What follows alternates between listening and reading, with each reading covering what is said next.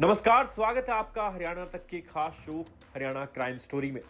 आज के एपिसोड में बात करेंगे सोनीपत से सामने आए डबल मर्डर कांड की। दरअसल आज सुबह सुबह सोनीपत में नेशनल हाईवे पर एक डबल मर्डर को अंजाम दिया गया और इस डबल मर्डर में कहानी इतनी खौफनाक है कि जिन बदमाशों ने इस मर्डर को अंजाम दिया है उन्होंने एक पिता पुत्र पर करीब 30 गोलियां बरसाई, जिससे उनकी मौके पर ही मौत हो गई।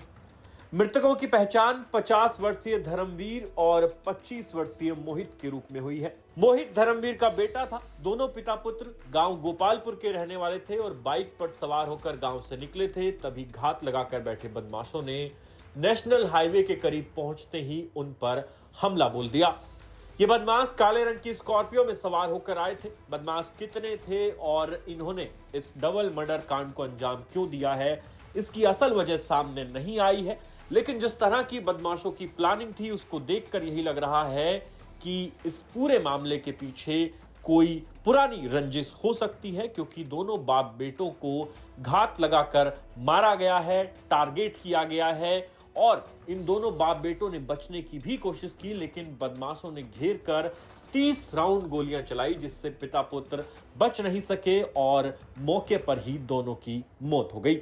फायरिंग की इस घटना से आसपास का इलाका भी दहल उठा। तुरंत जो पुलिस की टीम है वो मौके पर पहुंचती है, सीआईए की टीम मौके पर पहुंचती है, साथ ही एफएसएल की टीम भी पहुंची है और वहां पर आप तस्वीरों में देख सकते हैं कि गोलियों के खौल पड़े हैं पूरी सड़क पर और कहा यह जा रहा है कि 30 के आसपास गोलियां चलाई गई हैं और ये जो बदमाश थे वो तब तक गोलियां मारते रहे जब तक दोनों बाप बेटे मर नहीं गए। इसके बाद बदमाश जिस काली स्कॉर्पियो में आए थे उसमें सवार होकर भागने की कोशिश करते हैं तो हड़बड़ी में उनकी स्कॉर्पियो हाईवे की जो रेलिंग है उसमें टकराती है और वहीं पर फंस जाती है। इसके बाद वो वहां से गुजर रहे एक बाइक सवार की बाइक लूटते हैं और इस बाइक पर सवार होकर वहां से फरार हो जाते हैं। फिलहाल पुलिस इस मामले की जांच में जुटी है, लेकिन गांव गोपालपुर में मातम छा गया है और हत्या क्यों की गई, हमलावर कौन थे, इसकी तलाश की जा रही है।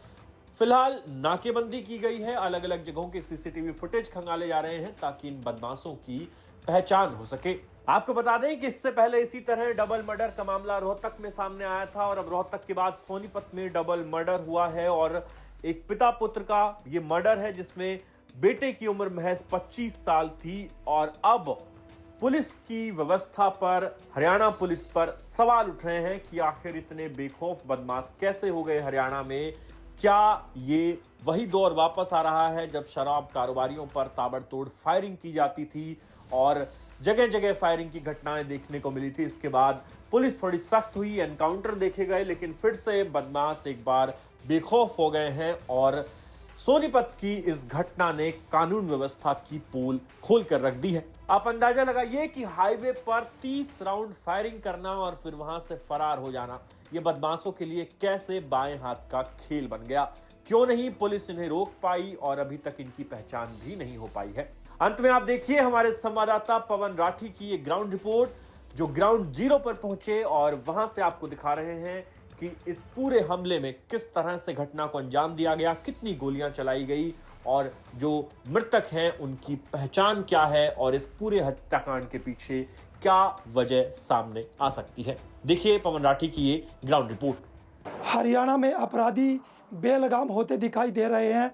आज सोनीपत में एक बड़ी वारदात को बदमाशों ने अंजाम दिया है। गोपालपुर से जब एक बेटा अपने पिता को बाइक पर लेकर निकलता है तो 334 बी नेशनल हाईवे पर थाना कला चौक के पास बाइक पर पहुंचता है तो ताक लगाई बदमाशों ने पिता पुत्र पर अंधाधुंध फायरिंग की और पिता पुत्र की मौके पर ही मौत हो गई। मैं उस जगह पर मौजूद हूँ जहाँ पर ये गोलियाँ चली थी और धर्मवीर जो अपने बेटे को बाइक पर लेकर किसी काम के लिए निकला था।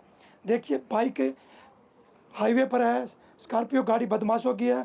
जिस स्कॉर्पियो गाड़ी में बदमाश सवार होकर आए थे, जब वो गोली मारकर भाग रहे थे तो गाड़ी डिवाइडर से टकराई और टकराने के बाद गाड़ी को छोड़कर बदमाश किसी राहगीर की बाइक छीनकर फरार हो गए। पुलिस प्रशासन मौके पर पहुंचता है और जांच करता है। पुलिस के आला अधिकारी क्राइम ब्रांच की टीमें मौके पर पहुंची। देखिए ये वो हेलमेट है जिसको मोहित ने पहन रखा था। इस हेलमेट से भी गोली आर पार निकली है। करीब 30 के करीब गोलियां चलाई गई हैं। गोलियों के खोल मैं आपको दिखाऊंगा। 1, 2, 3, 4, 5, 6 इस तरह से एफएसएल की टीम मौके पर पहुंची और जांच करी है।